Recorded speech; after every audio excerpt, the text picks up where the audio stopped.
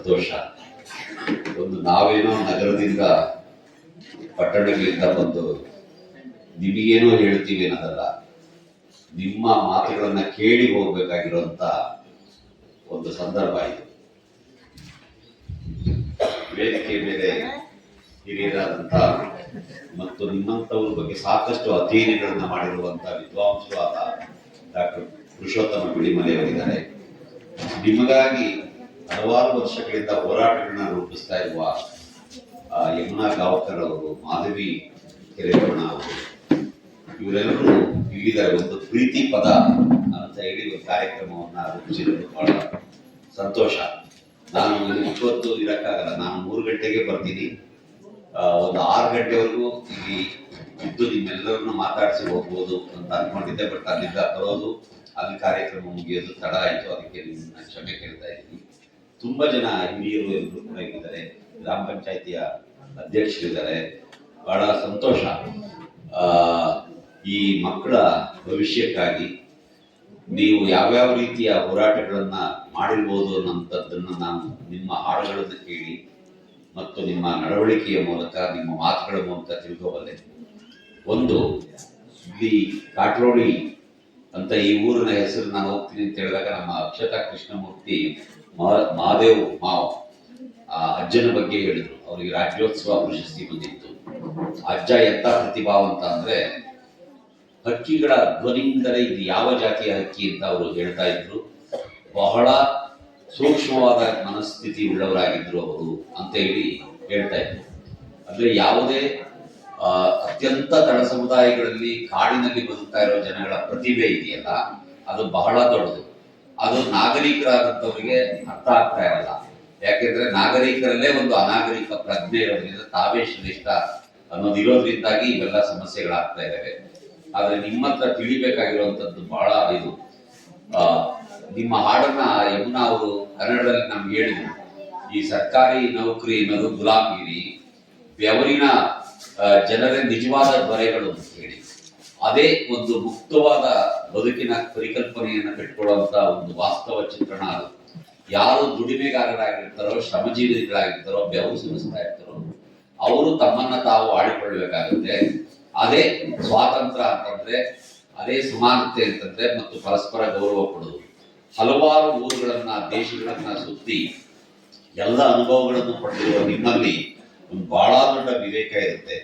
ನಿಮ್ಮ ಈ ನರ್ತನಗಳಲ್ಲಿ, ಹಾಡುಗಾರಿಕೆಯಲ್ಲಿ ಅದು ಬಹಳ ಸೂಕ್ಷ್ಮವಾಗಿ ಇಟ್ಕೊಂಡಿರ್ತದೆ. ಅದನ್ನ ನಮ್ಮ ವಿದ್ವಾಂಸರು, ನಾವೆಲ್ಲ ಕುಣಬಿ ಜನಾಂಗದ ಬಗ್ಗೆ ಇಲ್ಲಿವರೆಗೆ ಓದ್ತಾ ಇದ್ದೆ ಅಷ್ಟೇ. ನಮ್ಮ ಇ.ಜಿ. ಬೋಲಿಂಗಯ್ಯನವರು ಮಾಡಿರೋ ಸಂಶೋಧನೆಗಳು ಇಂಥದ್ದನ್ನೆಲ್ಲ ನೋಡ್ಕೊಂಡು, ಅವ್ರು ಬೆಂಗಳೂರಿನಲ್ಲಿ ಚನ್ನಪಟ್ಟಣದ ಜಾನಪದ ಲೋಕ ಅಂತ ಮಾಡಿದ್ದಾರೆ. ಅಲ್ಲಿ ಕುಣಬಿ ಜನಾಂಗದ ಜನ ಹೇಗಿರ್ತಾರೆ ಅಂತ ಗೊಂಬೆಗಳನ್ನು ಮಾಡಿ, ನಿಮ್ಮ ಮನೆಗಳನ್ನ ಅಲ್ಲಿ ಕಟ್ಟಿ ಒಂದ್ ರೀತಿಯಲ್ಲಿ ಅದನ್ನು ಪ್ರದರ್ಶನದ ರೂಪಕವಾಗಿ ಮಾಡಿ ಅಲ್ಲಿ ಇಟ್ಟಿದ್ದಾರೆ. ಅಲ್ಲಿ ನೋಡಿ ನಿಮ್ ಬದುಕು ಹೇಗಿದೆ ಅನ್ನೋದನ್ನ ನಮ್ಮಂತವ್ರು ತಿಳ್ಕೊಳ್ತಾ ಇರ್ತೀವಿ. ಹಾಗೆ ಈ ಕುಣಬಿ ಜನಾಂಗ ಎಲ್ಲರನ್ನೂ ಒಳಗೊಳ್ಳಬೇಕು ಅನ್ನುವ ಮನಸ್ಥಿತಿ ಉಳ್ಳವರು.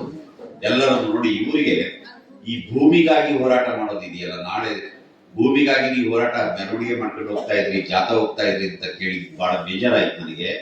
ಯಾಕೆಂತಂದ್ರೆ ನಿಜವಾದ ಅಭಿವೃದ್ಧಿ ರಸ್ತೆ ಮಾಡೋದ್ರೊಳಗಿರಲ್ಲ, ಅಣೆಕಟ್ಟು ಕಟ್ಟೋದ್ರೊಳಗಿರಲ್ಲ, ಅಥವಾ ಬೇರೆ ಏನೋ ಮಾಡೋದ್ರಲ್ಲಿರಲ್ಲ. ಅವ್ರ ಭೂಮಿಯನ್ನು ಅವರಿಗೆ ಉಳಿಸ್ಕೊಟ್ರೆ ಸಾಕು, ಅದೇ ಬಹಳ ದೊಡ್ಡ ಅಭಿವೃದ್ಧಿ ಆಗುತ್ತೆ. ಸರ್ಕಾರ ಇದನ್ನ ಗಮನಿಸಬೇಕು. ಅಷ್ಟೇ ಅಲ್ಲ, ನಿಮ್ದೊಂದು ಬೇಡಿಕೆಯನ್ನ ನಿಮ್ಮ ಹೆಸರು ಪ್ರೇಮಾನಂದ್ ಅವ್ರು ಬರ್ತಿದ್ದಾಗೆ ನಮ್ಮನ್ನೆಲ್ಲ ಮಾತಾಡಿಸಿದ್ರು. ಪ್ರೇಮಾನಂದ್ ಅವ್ರು ಹೇಳಿದ್ರು, ಇಲ್ಲೇ ವೇದಿಕೆ ಮೇಲೆ ಹೇಳಿದ್ರು, ಕುಣಬಿ ಜನಾಂಗವನ್ನ SC ಸಮುದಾಯಕ್ಕೆ ಸೇರಿಸಬೇಕು ಅಂತ ಹೇಳಿ. ಗೋವಾದಲ್ಲಿ ಇರುವ ಸರ್ಕಾರ ಅವ್ರನ್ನ SC ಅಂತ ಕರೆಯುತ್ತೆ. ಇಲ್ಲಿ ಕರ್ನಾಟಕ ಸರ್ಕಾರ ಅದನ್ನ SC ಸಮುದಾಯಕ್ಕೆ ಸೇರಿಸಿಲ್ಲ. ಈ ಸಮುದಾಯವನ್ನ SC ಸಮುದಾಯಕ್ಕೆ ಸೇರಿಸ್ತಾರೆ. ಆ ಸವಲತ್ತುಗಳನ್ನ ಕೊಡದರೆ ಇನ್ಯಾರಿಗೆ ತಾನೇ ಕೊಡೋದಕ್ಕೆ ಸಾಧ್ಯ ಇದೆ?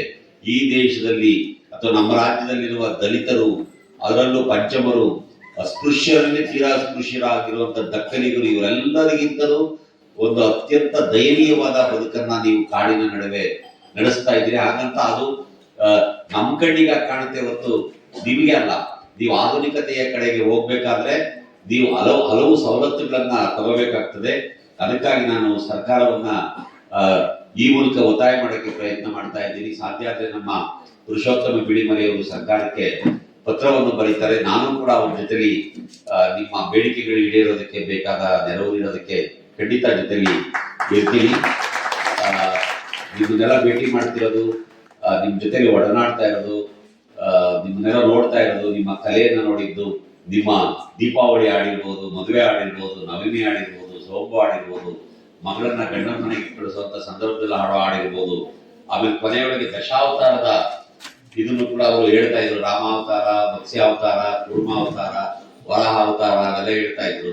ಇದೆಲ್ಲ ಕೇಳಿ, ಯಾಕೆಂದ್ರೆ ಈ ಜನಪದ ಮಹಾಕಾವ್ಯಗಳು ಏನೇನಿದಾವೆ ಅಥವಾ ನಮ್ಮ ದೇಶದ ರಾಮಾಯಣ ಮಹಾಭಾರತಗಳು ಇವೆಲ್ಲವೂ ಹುಟ್ಟಿರೋದು ಈ ಆದಿವಾಸಿ ಜನಾಂಗಗಳ ಮೂಲಕವೇ.